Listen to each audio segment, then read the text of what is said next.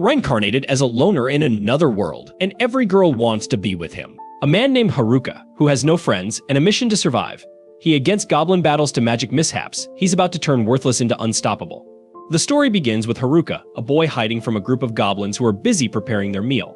Trying to slip away unnoticed, Haruka accidentally snaps a tree branch, instantly drawing all the goblins' attention. He bolts running as fast as he can, but as the goblins close and Haruka smirks, he suddenly leaps into the air, revealing his trap a hidden pitfall. The goblins tumble straight into it, just as Haruka planned. He tosses off his hoodie, proudly admiring the trap he dug earlier. The scene shifts, showing he's been living alone in this strange world for a while. On an average school day, Haruka is sitting alone at his desk because he is a total loner. He is well aware that he is a loner. As a matter of fact, he enjoys being alone since his only other option would be to hang out with his classmates, and he freaking hates them. There are a bunch of groups in the class, including the delinquents, the popular girls, the gym bros, and then there's the other people no one cares about. Haruka doesn't belong to any of these groups, and he is fine with that since he has a lot more time to read his books with no friends. However, his reading session is interrupted when a bright light appears beneath him. It looks like a summoning circle is spawning beneath the students. And for a moment, Haruka gets excited because he knows this means he gets to go on an Isekai adventure. But then he realizes that he's been getting too much screen time for a loner, and if he knows anything about Isekai, it means he's going to get screwed over somehow. He's not about to let himself become a victim before Black Clover Season 5 drops. So while the portal is still loading, he walks up to the door and tries to leave. Unfortunately, the door seems to be bolted shut with magic. No matter how much force he uses, he isn't able to get out of the room. The portal is almost done loading, and his classmates begin disappearing, fading away. As a last-ditch effort to avoid his otherworldly fate, Haruka decides to crawl into the ceiling vents to wait out the summoning circle. He jumps up and manages to crawl his way into the roof of the class. But just when he thought he was safe, the summoning circle followed him through the roof, and he ended up getting summoned anyway. It sucks that he couldn't stay on Earth, but since he already knows how this kind of thing goes, he expects some kind of fat king or pretty princess to show up soon and ask for his help or something. However, that's not what happens. Haruka sees a bald old man frantically waving his arms around and panicking at the sight of him. Apparently, the old man is God, and he was the one in charge of the summoning. He has already sent all of Haruka's classmates off to the other world, but because Haruka came up with the idea to hide in the ceiling while still getting summoned, his summoning was a mess. So, God needs to send him to the other world quickly before he gets in trouble for this mess. He tells Haruka that he will get abilities to help him in the other world, but since he's late, all the good abilities have already been chosen. The only things remaining are all the leftover ones that no one wanted. To list a few, he has the option of picking skills that equate to professional Roblox, gambling dice, contact lenses, and a stick. To make it worse, he only has a limited number of skills he can choose. Haruka begins taking out his anger on God for summoning him here and only having trash skills left. God knows he messed up, but he didn't graduate from God University just to get yelled at by a high schooler. So, he tells Haruka that he will give him all the remaining trash skills as an apology, but he doesn't want to see his ugly face around here anymore. God then teleports Haruka to the other world immediately.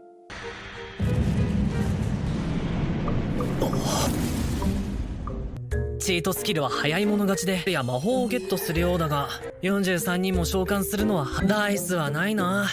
村人 A セットとコンツ A ってほぼ棒だよね。終わってんだろ。よくわからないのしか残ってない。ほうれん草って何？引きこもりでニートってなんだよ。これで終わり？ It's cool that he gets to have more skills than normal, but that doesn't do him much good if he gets tossed out into the woods as soon as he arrives. He's never lived in the woods before, and he has no supplies. But then he notices a pouch on the floor, and it turns out that it's part of the adventure skill. The pouch allows him to store an unlimited number of items in his inventory. There's also a bunch of starter gear in there, so at least Haruka isn't going to be doing this without equipment. After he's got his stuff on, he decides to check his stats. Thanks to the gambling dice, he needs to roll a number to get stat points. He just goes with it and throws the dice on the ground. As a result, he ends up with a score of M, and he has no idea what M means, so he just decides to put the M points all into his luck stat.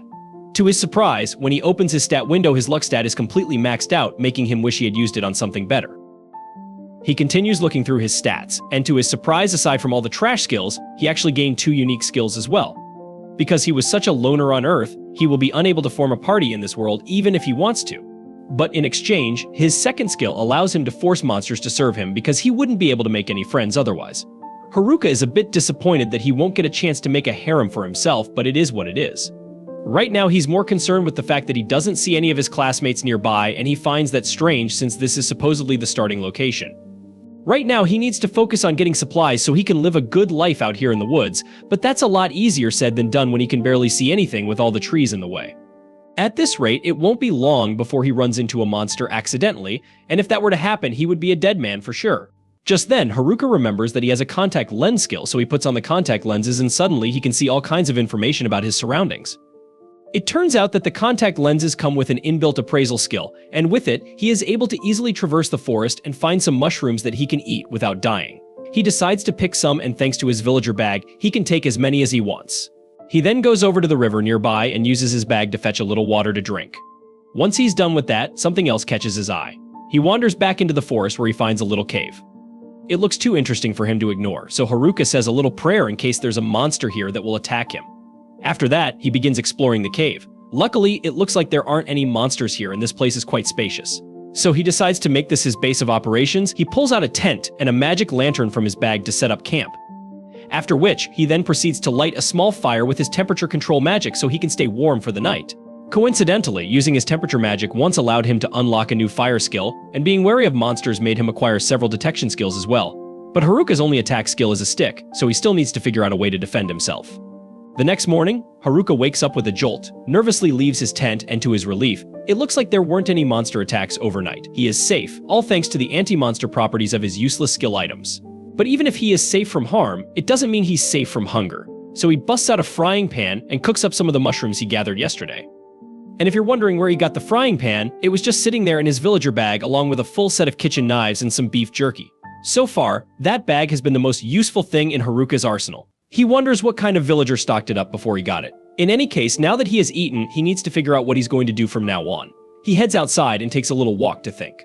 For now, that cave will work well as a base of operations, but Haruka still needs to worry about finding a reliable source of food and creating safety measures against any monsters that may try to attack him in this world. Fortunately, with his contact lenses, it shouldn't be too hard for him to gather enough food to last for a while, as he finds some more mushrooms and some herbs almost immediately. But he still has to figure out a solution to his monster problem. Just then, Haruka's detection skill kicks in, and he notices something going on nearby. He decides to go check it out and is horrified once he realizes that the noise was caused by goblins. It would be bad enough it was one, but there are two of them, and they both have strength stats that are higher than his own. He wonders if he will be able to take them down with his current strength and contemplates running away. But the fact that he is living in this forest means he will eventually have to fight the goblins if he wants to survive, so he chooses to get it over with while he still has the element of surprise. With that said, he isn't sure his stick will be good enough for the job on its own, so he tries using one of his trash skills to wrap the stick in magic to see if that does anything. It works out better than he thought, so he lunges out of the bushes and strikes at one of the goblins. After smacking it on the head, the goblin is dazed and confused, but Haruka doesn't stop there and proceeds to beat the daylights out of it until it finally dies. That's one down, but Haruka still has to deal with the other one. As it charges at him, he dodges out of the way of its attack. Now that he has gotten a feel for it, Haruka realizes that the goblin's attacks are actually really easy to predict, so he effortlessly evades it and then proceeds to smack it around before hitting it with a wave of magic.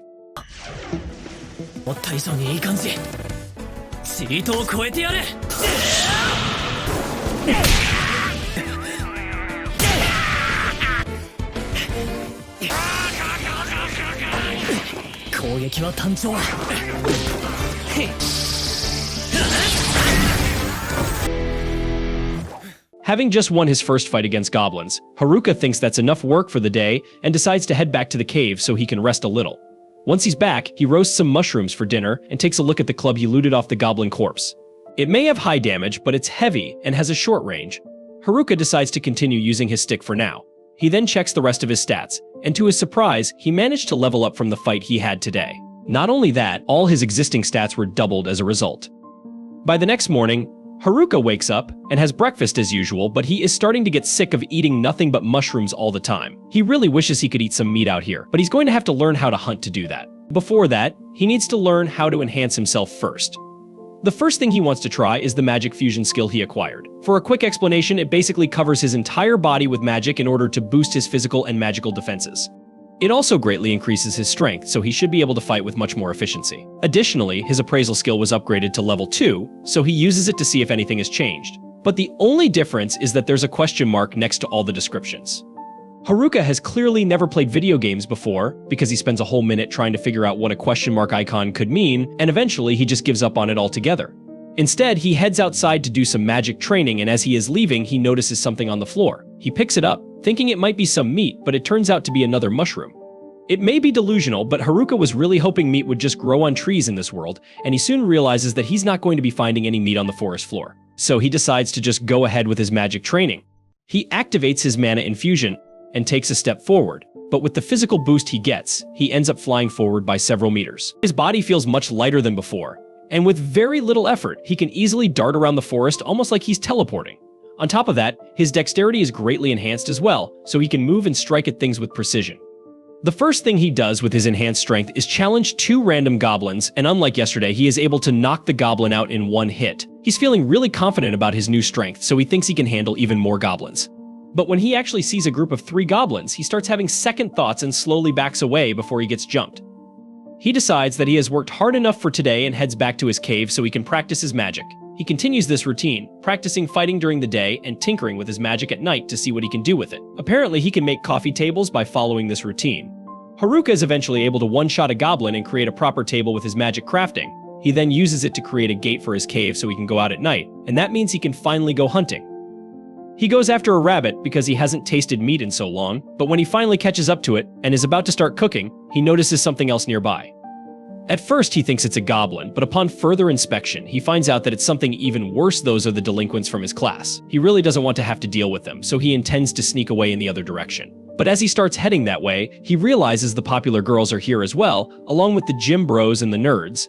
He doesn't think the nerds are that bad since he regularly hung out with them back in school, but he still doesn't want to have to talk to them. Finally, he notices the student council group, which has the class rep in it.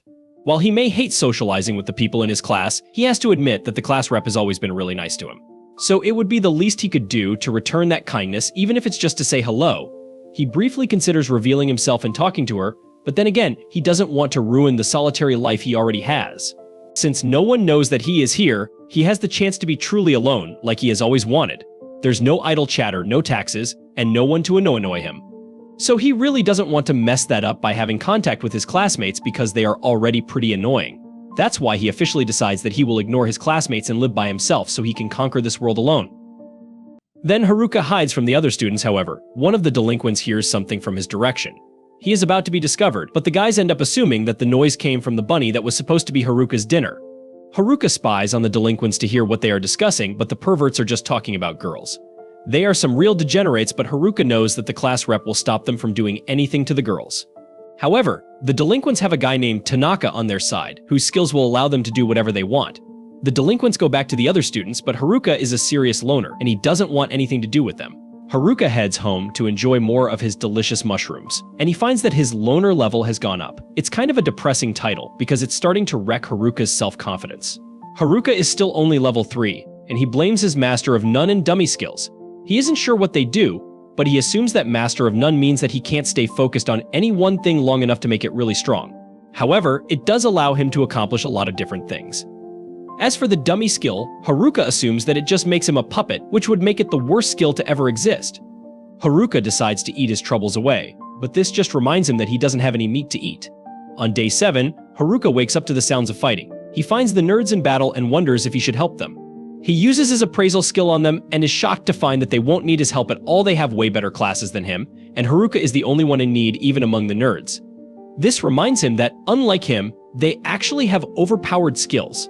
Unfortunately, this is a lot like how things were in his old world. His class was full of top athletes and as students they even had kids of celebrities. Haruka often wondered how he ended up there. Haruka determines that the dweebs can handle themselves, but he notices that some sneaky little monsters are sneaking up from behind them. Haruka remembers being friendly with the nerds in class, so he decides to help them out. The nerds thank him, and Haruka shows them his sweet-looking cave. They marvel at how fancy it is. 良い子は寝てる時間だよ。MP、まだ無理。ダメだ。オタクたちか。ちょっと苦戦してる。なんで俺だけ無職なんだよ。チートスキル持ちじゃん。全国トップレベルのアスリートや子供とかばっか。成績優秀な男女みたいな普通の生徒がいるのか。ゴブめしょうがねえ。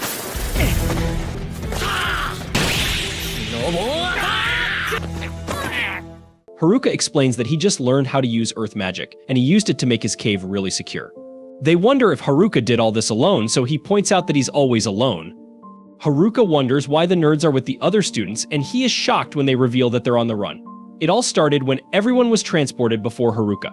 Everyone was in shambles because they didn't know anything about being Isekai, but the nerds were well versed on this subject. They were already assigning points into their skills, so the jocks demanded information from them. Everyone else was falling apart, but the class rep knew that they needed to keep quiet in the woods. It was too late, however, as they were already found by a group of goblins. Haruka is shocked to hear that even the delinquents were trembling in fear. But this was the perfect time for the nerds to shine.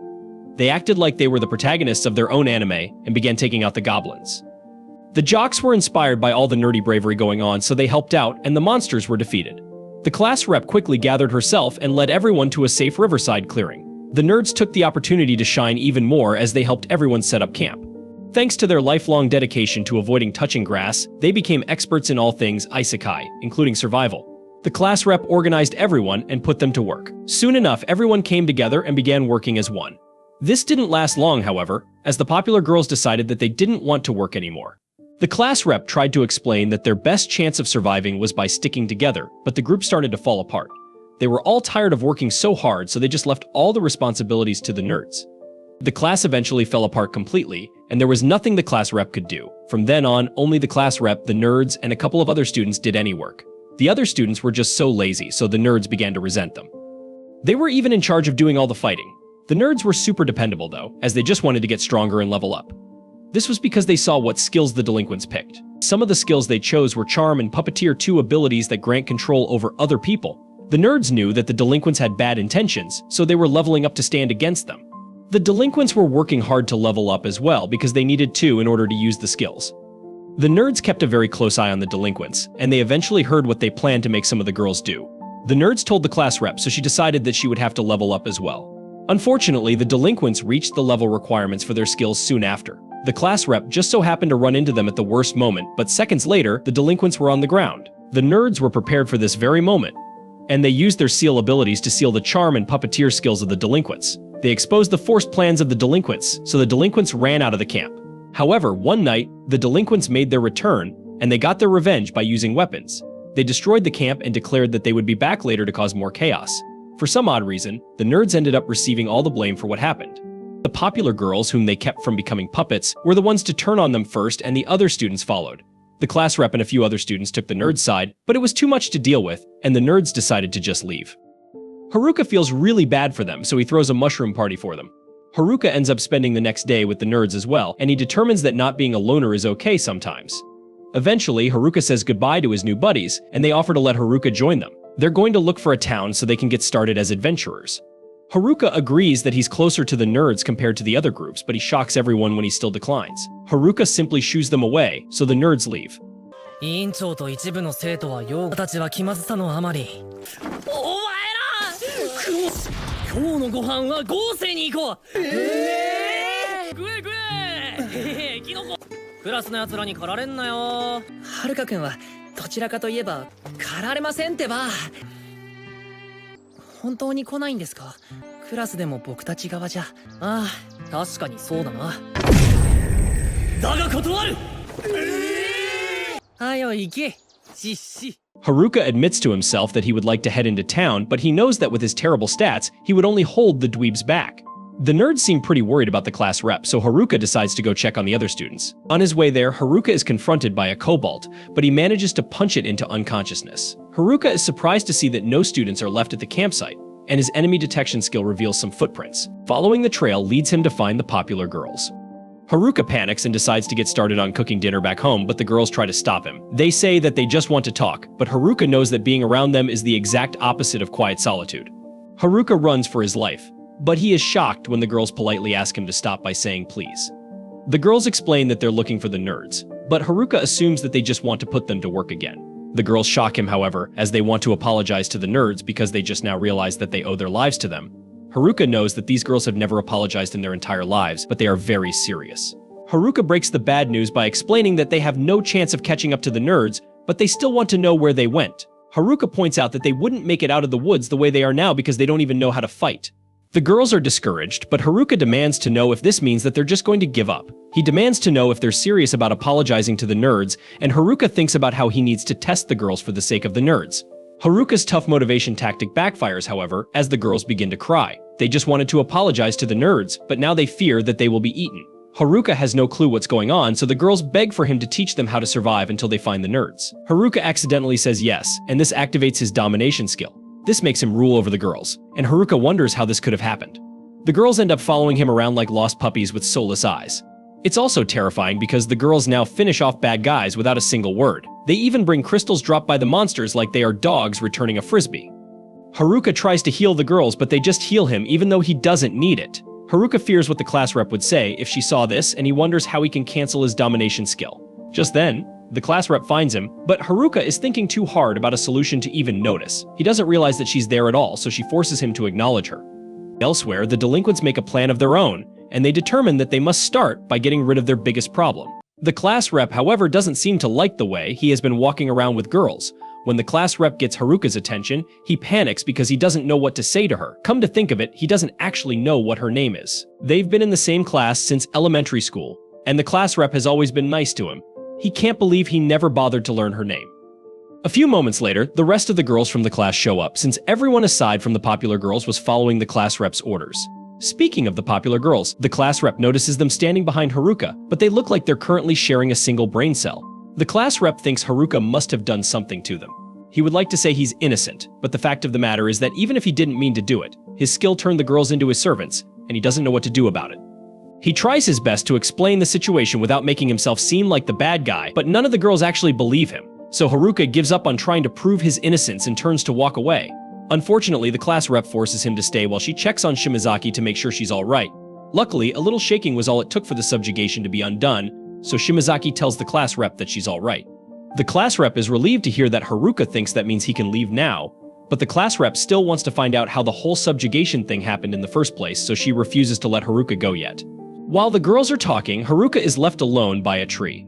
And since he's got nothing to do, he decides to try practicing his magic so he can expand his house once he gets home. He begins trying to figure out how to make a basement, but he messes it up and accidentally buries himself in the ground from the neck down. He's stuck like that until the class rep finds him, and she is shocked to see him buried in the dirt when she just asked him to wait a few minutes. Boredom can drive a guy crazy. She walks over to Haruka's head to grab him so he can get out of the dirt, and once he is free, she apologizes for not trusting him, since Shimazaki told her that he was just trying to help everyone. Haruka doesn't recall ever saying he would help everyone, but the class rep and the other girls are already thanking him, so he decides to just go with it. Since everything has been settled, he wants to head back home, but the girls start getting mad because he wants to leave them out in the wilderness without helping at all. The class rep realizes Haruka just mentioned having a home, so she asks him about it. Haruka explains that he had some spare time on his hands, so he just kind of built a house. The class rep can't believe he managed to build an entire house by himself while they've been struggling to manage a camp. The other girls are extremely impressed as well, so they call a meeting and begin talking amongst themselves. The class rep asks how many people Haruka's house can accommodate, and from the way he designed it, it would fit about 240 people, but he would have to move some furniture around and empty the indoor pool. The class rep is really jealous of how well Haruka is doing for himself, and as much as she hates to bother him, she asks if she and the other girls can stay with him for the night since they're all currently homeless. Haruka freaks out because it's one thing to invite guys to stay over for the night, but this is an entire class worth of girls, and he's having a hard time controlling himself. Once he calms down, Haruka begins leading them all to his house, but because of all the time he has spent roaming these woods, he is far better at getting around.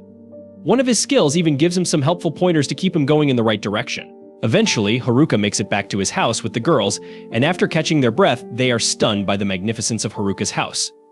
It's been so long since they've had a roof over their heads or experienced the wonders of indoor plumbing, so as soon as Haruka mentions that there's a bath over in that direction, the girls start frantically running towards it and strip down right there in front of Haruka. There's no way he can handle spending an entire night in the same room with all of them, so he sets up a tent to be alone and prepares to go to sleep. おいでませー。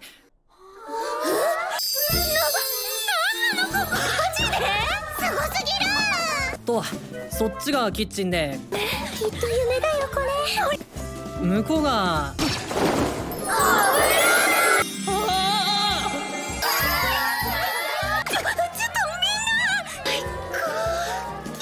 Just then, the class rep walks into his tent because there's something she wanted to talk to him about.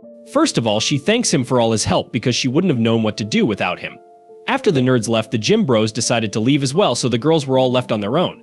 It's been tough, but now that they've had a bath and a good meal, the girls are all in high spirits once more.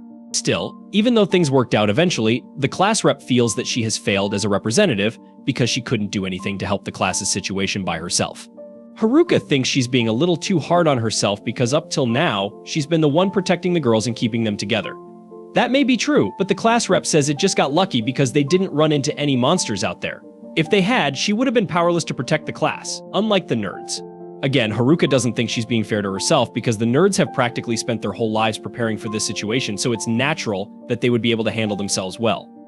However, on her end, this was the first time she had ever even heard about an Isekai, so all things considered, she's been doing pretty well. The class rep feels a lot better after hearing him say she did a good job, although her accomplishments still seem insignificant compared to Haruka, who created a functioning household in just a week. She wishes him a good night and heads back inside, but with everything that happened today, there's no way Haruka is getting any sleep tonight. Early the next morning, Haruka wakes up and finds one of the girls sitting outside his tent asking him to get up because breakfast is ready.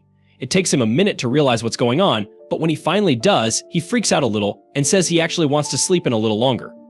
The girl doesn't accept his answer and crawls on top of him to convince him to get out of bed, so Haruka gives up and asks what's for breakfast.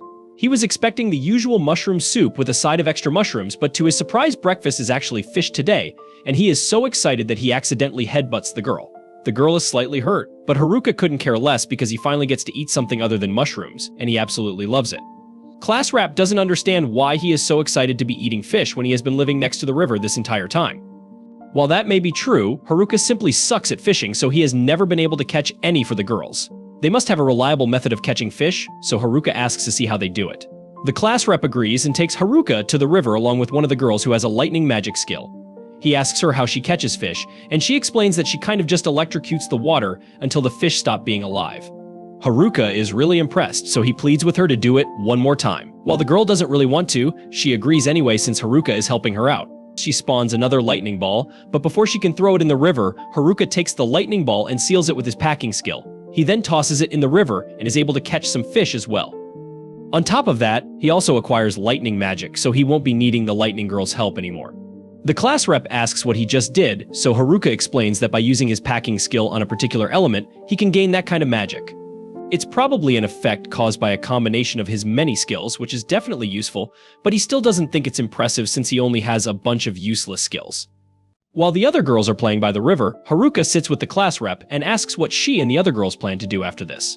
The class rep says the details still aren't certain yet, but they plan to head for the nearest village to try and catch up with the nerds. However, they're going to need to level up if they plan to make it out of this forest on their own, so Haruka offers to help them train before they leave. A short while later, all the girls are gathered out in the forest, and before Haruka begins his training camp, he says he would like to know what their current levels are. The girls tell him that their levels are all above 16, and Haruka begins feeling depressed because he's still only level 7 after all this time in the forest. He's honestly starting to doubt that the girls even need his help to begin with, so he decides to give them a small test and sets them up to fight a bunch of kobold to see how well they do. The girls think this will be a piece of cake since the kobold are only level 6, but a few moments later, they've all had their asses handed to them and are down for the count. みんなのレベルを確認しておきたいんだけど17です。20だけど。16レベル高え。21、16かな。ちなみに俺はまだ。お、いいところに。これから皆さんには暇としてもらいます。手頃な低レベル3匹。レッツコボー。やれやれだね。The girls had no idea that the kobold would actually fight back, so they all head back to regroup and think of a new strategy. For some reason, the strategy meeting is taking place in Haruka's magic tent. They can all fit since Haruka's tent is able to expand, but he still has no idea why they chose to come here. After a little deliberation, the girls head back out and they are sure they won't lose this time. Haruka is glad that they seem motivated, but he honestly doesn't think they'll be able to win this time either. Once they've left, the girl from this morning approaches Haruka and says she wants to apologize for her behavior this morning. She was intentionally getting close to him just to see if he would try to take advantage of the situation if given the chance. She admits that she didn't trust him at first, but he gave them a place to stay, food to eat, and is even helping them learn how to fight, so she feels like she can trust him. She'll be back to wake him up tomorrow with his breakfast. Haruka is glad she trusts him and says he's looking forward to seeing her tomorrow, although he doesn't know her name, so he's just going to call her Fish Girl. The next morning, Haruka is happy to receive the fish from Fish Girl, but then he hears the other girls talking about going out to fight Kobold again for revenge. Before they can leave, the class rep calls them back and says they need to train first because they are definitely going to lose again if they go back to fight now. She suggests they practice by fighting goblins, but when they actually start a fight against the goblins, it doesn't go well for the girls. Despite this loss, some of the girls still think they're ready to fight the kobold, although a bunch of them pretend to be sick to avoid having to fight anymore. Haruka doesn't think this is going to end well, so he's prepared to intervene if necessary. However, to his surprise, the girls actually learn from their mistakes against the goblins and work together to take down the kobold. The class rep congratulates them all on their victory, and Haruka is relieved because this means the girls can handle themselves and won't need to stay with him anymore. He believes he can finally get back to his life as a loner, but the class rep comes over and thanks him for agreeing to come with them to the nearest village. He knows for a fact he never said he would join them, but the class rep is really insistent, so he caves in and agrees to go with her. A little while later, everyone has packed their stuff and is ready to leave the forest, but Haruka reminds them that they don't know what they might run into out there, so they should all keep their guard up. At the same time, in a different part of the forest, one of the boys from the class is seen running for his life. When he makes the mistake of turning around, he trips over a rock and is now cornered by his attacker, and having nowhere to run, he ends up getting strangled to death. The next day, Haruka leads the group through the forest, alert to the possibility that their bullies might be lurking nearby. As the leader, his priority is the group's safety, and the quickest way to ensure that is to reach the city as soon as possible. However, the bullies aren't their only worry. The forest itself holds its own dangers. Suddenly, a massive orc blocks their path. Haruka orders everyone to stand back and carefully assess the situation as he faces the creature. The orc swings its club, narrowly missing, giving Haruka a chance to gauge its speed. According to what they know, this type of orc has high resistance to physical attacks. Magic is the best way to defeat it. With that in mind, Haruka opens his menu, browsing his spells across the 4 elements: fire, water, earth, and air abilities he has honed in practical ways, even for chores. Despite the threat, Haruka is completely focused on his own actions. The orc resumes its assault, smashing a tree that Haruka had used for cover. As its swings grow dangerously close, Haruka quickly maneuvers behind it and strikes it with a stick, surprising everyone. The orc collapses with a single hit. Haruka grows pensive, having just stated that orcs are resistant to physical attacks, yet he has defeated one with just a stick. The girls gather closer, puzzled by the odd encounter. Even Haruka can't explain it but promises to use magic next time. Before long, the group encounters another orc. This time, Haruka tests his fire magic, hurling a fireball to win with ease, once again leaving everyone puzzled by his effortless victory.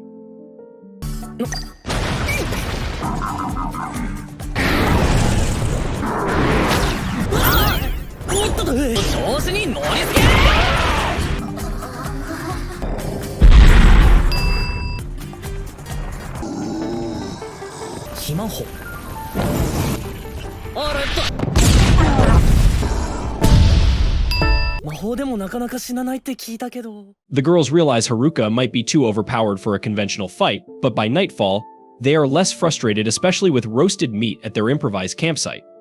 A little further off, Haruka uses earth magic to set up a deep pit trap for security.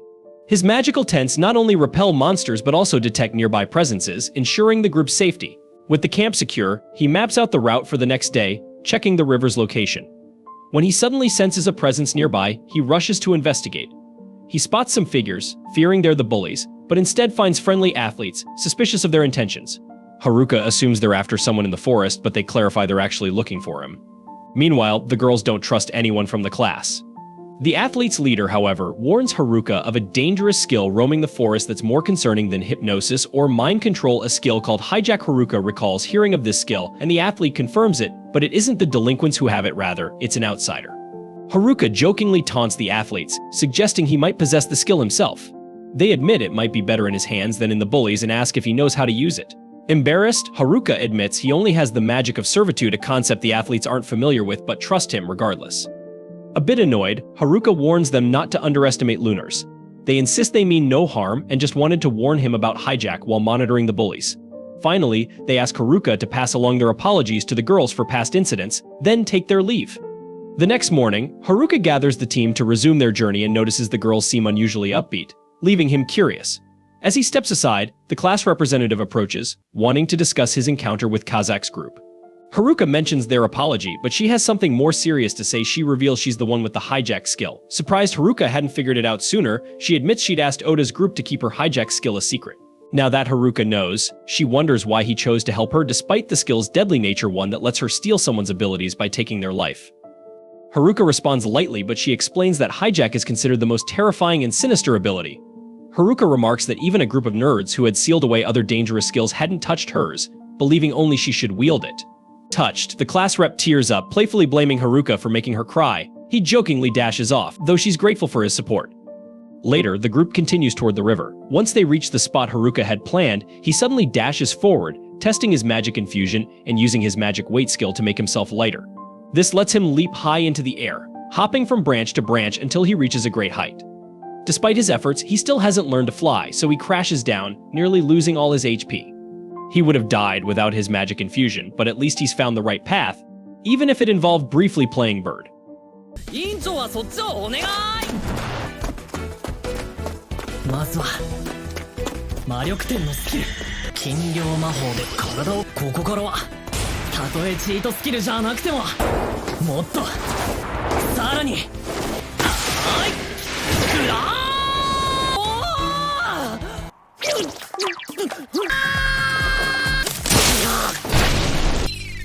魔力点で Shaken, Haruka tries to explain to the class rep why he returned to the escort team all banged up, but his explanation falls flat. At dawn, the group sets off again, this time taking a fast route. Various events unfold along the way. Despite these incidents, the team stays united, pressing toward their goal. Eventually, a storm clears, and they find the forest's exit with the girls cheering. Haruka, however, remains cautious, scanning the hills for any hidden dangers. Checking his menu, he finds he's learned the airwalk skill from his previous leap. He quickly tests it, using it to scan the area for safety. As they proceed, he spots some locals under attack by monsters.